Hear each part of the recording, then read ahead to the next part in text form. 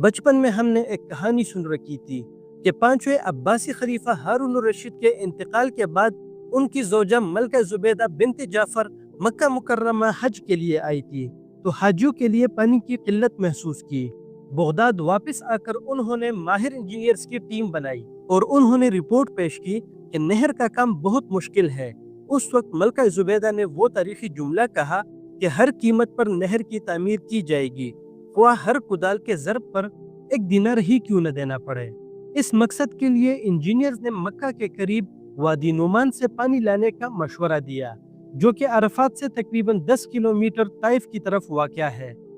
पानी का सप्लाई पहले वादी नुमान से अरफात तक लाया गया और अरफात में जबल रहमत के पास एक सबील बनाई गई जिसको ऐन जुबैदा कहा जाता है। वहां से हाजी पानी पीते थे। अरफात से मुजदलफा नहर निकाला गया।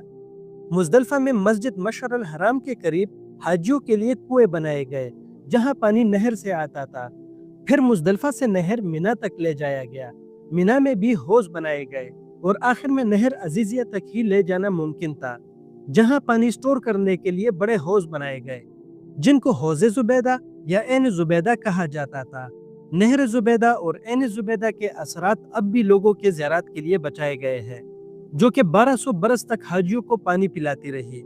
ये नहर 194 हिजरी को बनाई गई और 1370 हिजरी तक हाजियों के इस्तेमाल में रही, जो इंग्लिश कैलेंडर का 1950वां साल बनता है। नहर जुबैदा 10 साल में बनाई गई, जिसकी कुल लंबाई 38 किलोमीटर थी। इस प्रोजेक्ट का टोटल खर्चा उस वक्त का 170 मिलियन दिनार था और आज एक दिनार 10 ग्राम सोने के बराबर है, जिसकी वैल्यू पाकिस्तानी रुपीस तकरीबन 2,80,000 है। उस हिसाब से देखा जाए तो इस प्रोजेक्ट का टोटल कॉस्ट आज के हिसाब से 170 बिलियन डॉलर्स बनता है।